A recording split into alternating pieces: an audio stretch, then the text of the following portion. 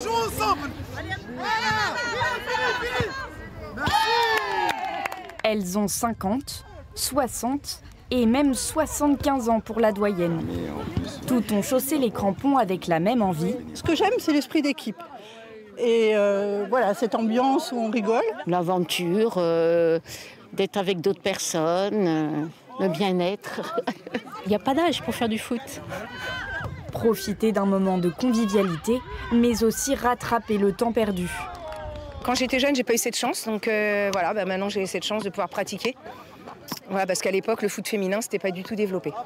À l'origine du projet, il y a Marina. Il y a quelques mois, elle entend parler d'une initiative similaire en Dordogne. Elle met alors tout en œuvre pour s'engager dans cette nouvelle aventure à 6 mois de la retraite. De se dire, bon ben oui, ma mère, ma grand-mère, elle a 60 ans, elle va faire du tricot, du crochet. Mais non, on veut prouver qu'on est capable de faire autre chose, quoi. Sur le terrain, des joueuses de tous les niveaux. Certaines tapent dans un ballon pour la toute première fois.